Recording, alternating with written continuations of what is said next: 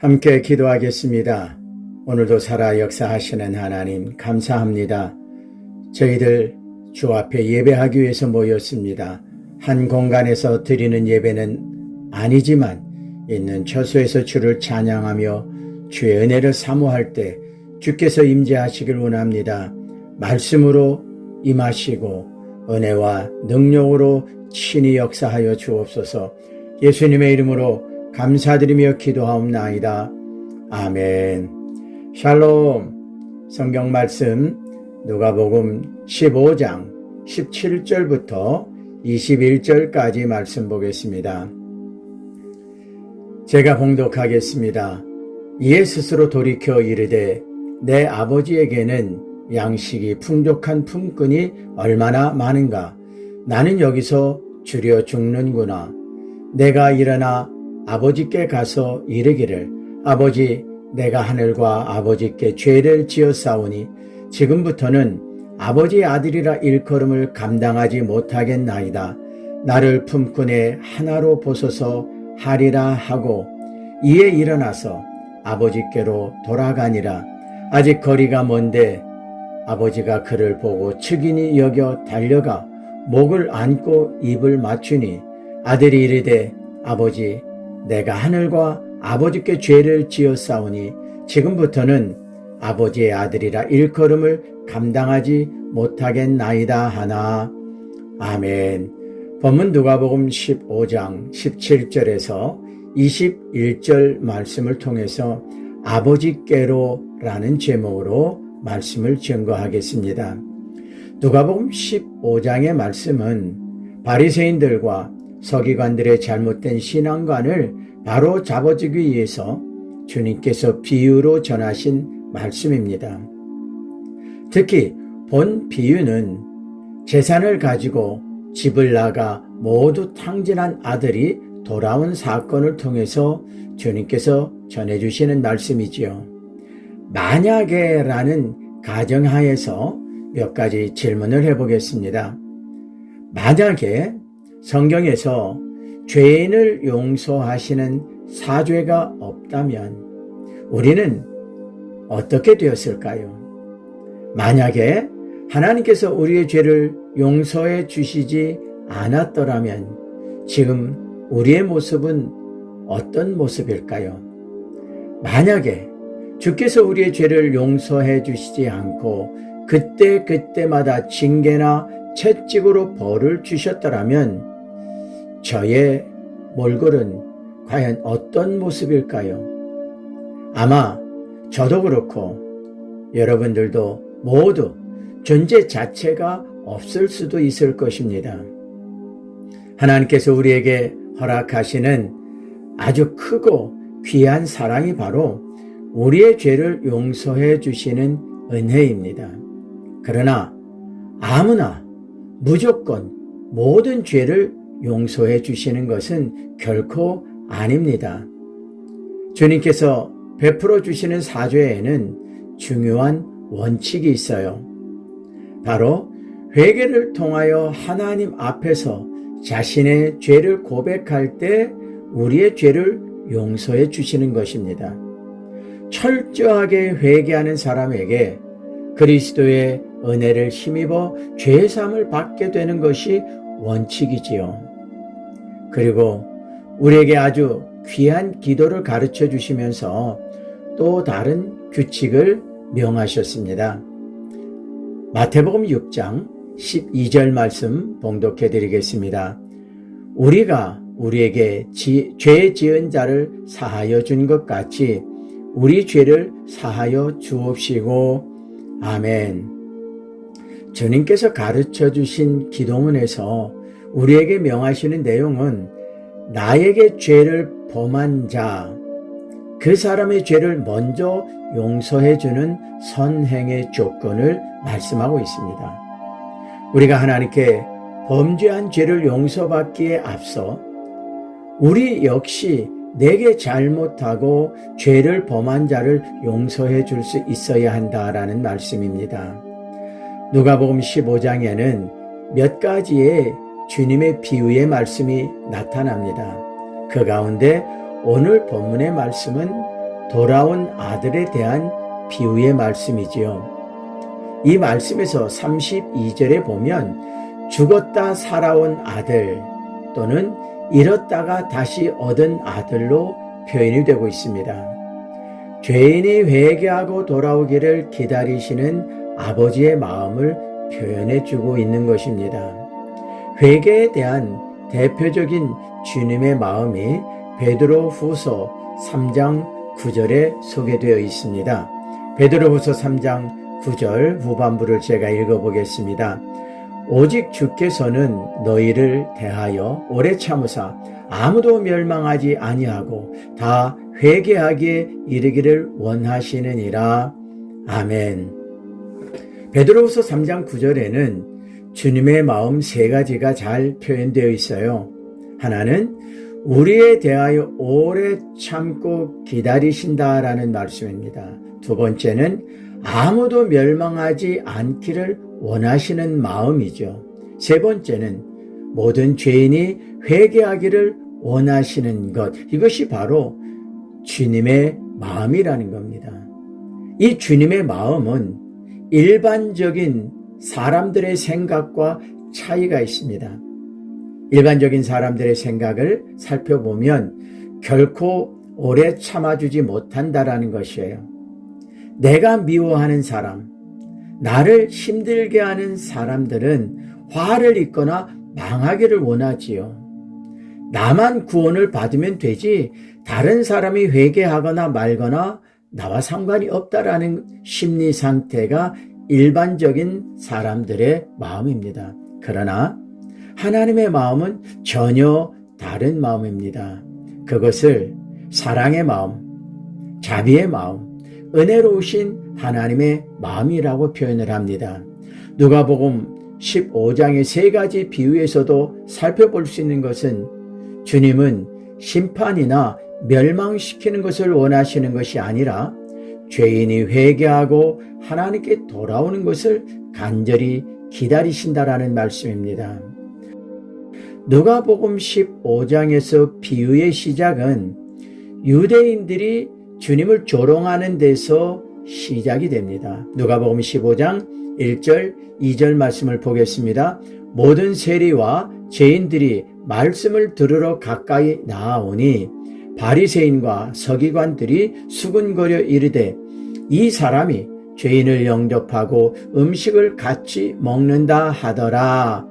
자, 이 말씀을 보면은요, 예수님을 조롱하고 비판하는 사람들이 누구냐? 당시대 유대교 지도자급인 바리새인들과 서기관들이었음을 알 수가 있습니다. 이 말씀에 나타난 특징을 살펴보세요. 당시 유대인들 사회에서 아주 심각한 문제점이 있음을 알 수 있습니다. 당시 유대인들 가운데 바리새인이나 서기관들은 죄인들을 정죄하고 정죄된 죄인들과는 함께하지 않는다는 것입니다. 다시 말하면 죄인들을 멸시하고 외면하고 거리를 둔다는 것이죠. 누가복음 5장 30절 말씀도 보겠습니다. 바리새인들과 그들의 서기관들이 그 제자들을 비방하여 이르되 너희가 어찌하여 세리와 죄인과 함께 먹고 마시느냐. 보세요. 여기서 바리새인과 서기관들은 예수님과 제자들이 세리들과 함께하는 것을 비방하고 있습니다. 과연 하나님의 마음도 그들처럼 죄인을 외면하고 멸시하고 버리실까요? 그렇지 않습니다. 하나님의 마음을 잘 표현한 것이 오늘 비유의 말씀에서 주님께서 소개하신 말씀이죠. 10절입니다. 이와 같이 죄인 한 사람이 회개하면 하나님의 사자들 앞에서 기쁨이 되느니라. 아멘. 오늘 본 사건에 보면요, 한 사람에게 두 아들이 있었습니다. 12절에 보면 두 아들 가운데 둘째가 자기에게 돌아올 유산을 미리 나누어 달라는 것입니다.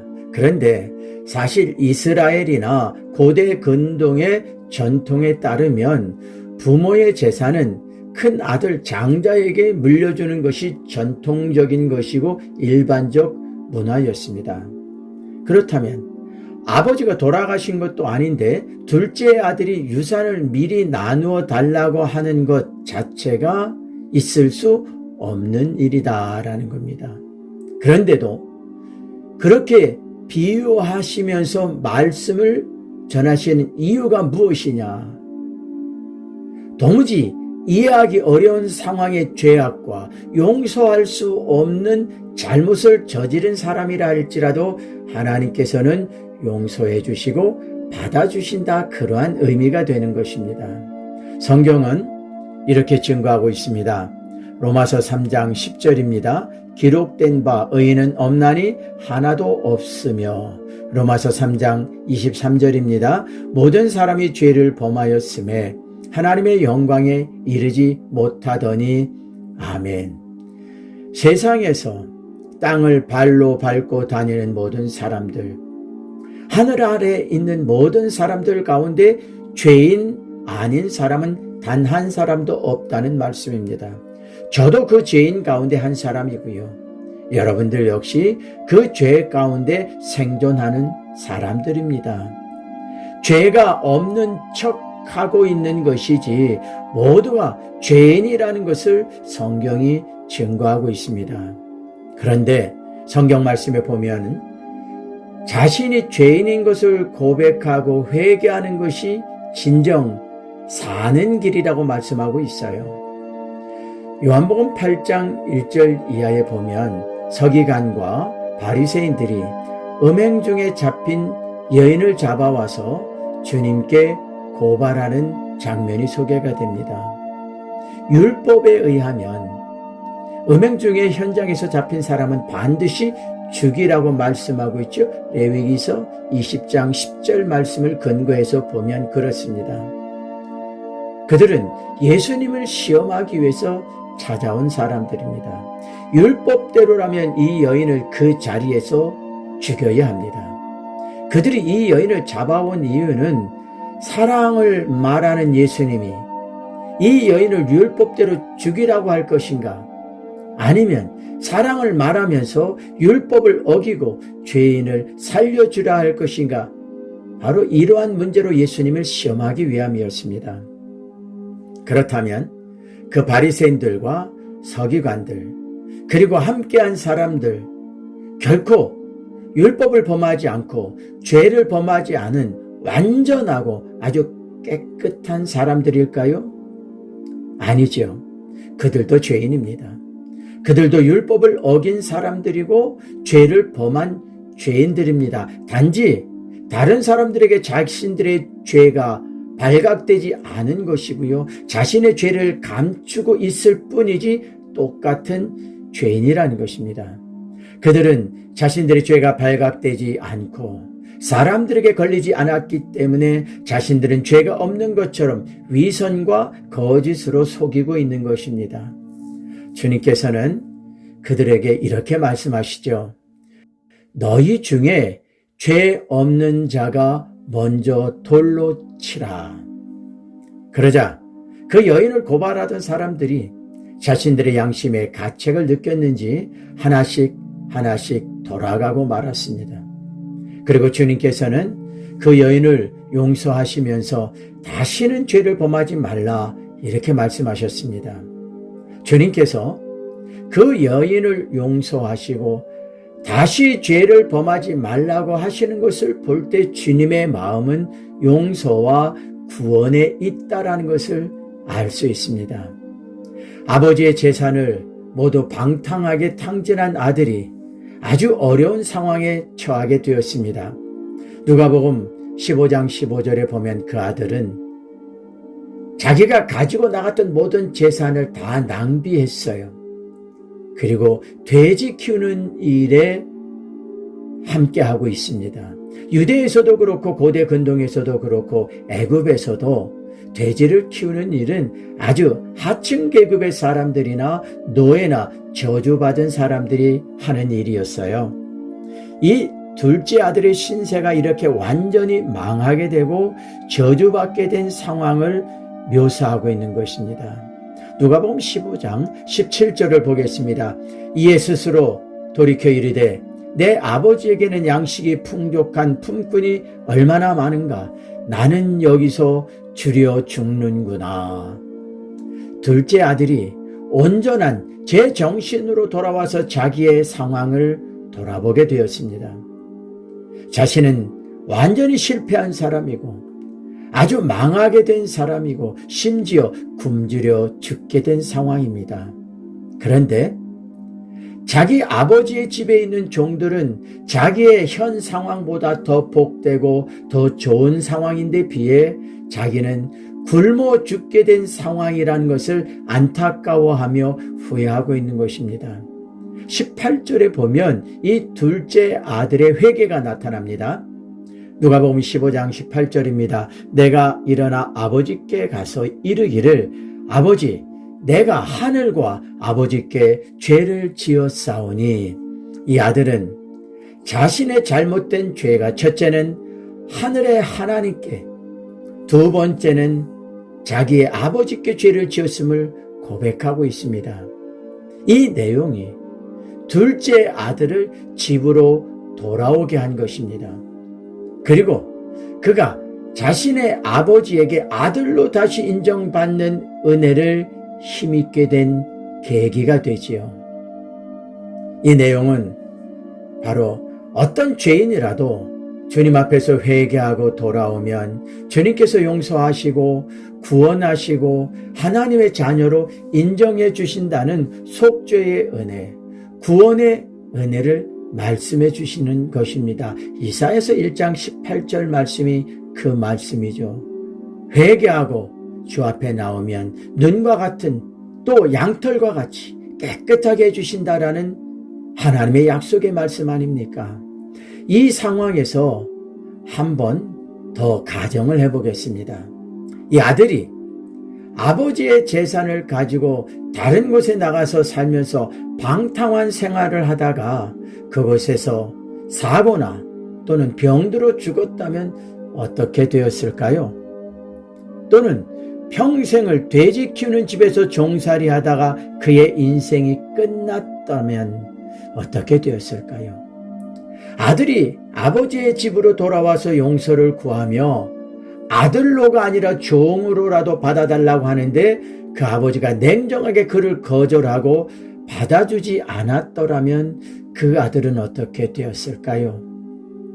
하나님의 용서가 없고 하나님께서 받아주시는 사랑과 은혜가 없다면 이처럼 끔찍한 결과가 나타나게 됩니다.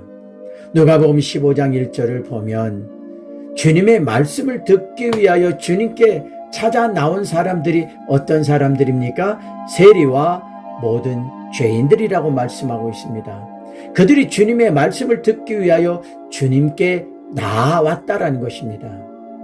그들은 주님의 말씀을 듣는 것뿐 아니라 주님과 함께 음식을 먹으며 주님의 영접을 받았습니다. 그런데 바리새인들, 서기관들, 주님의 말씀을 사모하는 사람들도 아니고 주님과 함께하는 사람들도 아니고 주님을 기쁨으로 따르는 사람들도 아닙니다. 그렇다면 누가 더 큰 죄인입니까? 유대의 지도자들과 모든 사람들에게 죄인으로 인정받고 정죄되고 멸시받는 그들이 죄인입니까? 아니면 주님을 거부하고 주님의 말씀을 사모하지 않고 주님을 조롱하며 주님을 잡아 죽이려고 하는 사람들이 죄인입니까? 이 현장에 등장하는 세리나 바리새인이나 모두 하나님 앞에 죄인입니다. 문제는 자신의 죄를 깨닫고 주님께 나오는 사람과 자신의 죄를 감추고 주님을 조롱하는 자의 차이가 있는 것입니다. 사도 바울은 이렇게 증거하고 있습니다. 디모데전서 1장 15절입니다. 미쁘다 모든 사람이 받을 만한 이 말이요 그리스도 예수께서 죄인을 구원하시려고 세상에 임하셨다 하였도다. 죄인 중에 내가 괴순이라. 아멘. 그리스도는 죄인을 구원하기 위하여 오신 하나님의 아들이시라는 말씀입니다. 그리고 자기 자신도 그냥 죄인이 아니라 죄인 중에 괴수라고 고백을 하고 있어요. 바울이 고백한 괴수라는 표현은요, 죄인 중에 가장 큰 죄인이며 최악의 죄인이다라는 고백입니다. 그런데 자기 같은 사람도 주께서 용서하시고 사명을 주셔서 자기도 지금 주의 영광을 위하여 복음을 위하여 수고한다라고 고백하고 있는 것입니다. 우리 역시 마찬가지죠. 우리도 주님의 은혜로 죄사함을 받았습니다. 이제는 우리에게 죄 지은 자를 용서해 줄 수 있어야 됩니다. 아니, 용서를 해주는 것이 아니라 자동으로 용서가 되어져야 하죠. 그것이 은혜를 입은 사람이요 자비의 사람의 모습인 것입니다. 하나님의 사랑은 죄인을 버리지 않으시고 초청해 주시는 것입니다. 더 큰 은혜는 죄인이 회개할 때 기회를 주셔서 회개하고 주 앞에 나오게 하신다라는 거예요. 그리고 그 죄를 깨닫고 회개하는 그 죄를 용서해 주시는 거죠. 아들이 자기의 죄를 깨닫고 후회만 하고 아버지께로 돌아가지 않았더라면 어떻게 되었을까요? 그 아들이 돌아갈 아버지가 없었다면 그는 어떻게 되었을까요? 우리의 아버지 여호와는 지금도 우리를 기다리시는 하나님이십니다. 그리고 그 여호와 하나님께서는 지금도 우리 주변에 많은 사람들이 주께 돌아오기를 기다리고 계십니다. 우리가 찾아 나서야 하는 사람이 바로 아버지께서 기다리시는 그 사람입니다. 나로부터 시작해서 우리 주변에 또 다른 사람, 그들을 아버지께로 인도해야 되겠죠.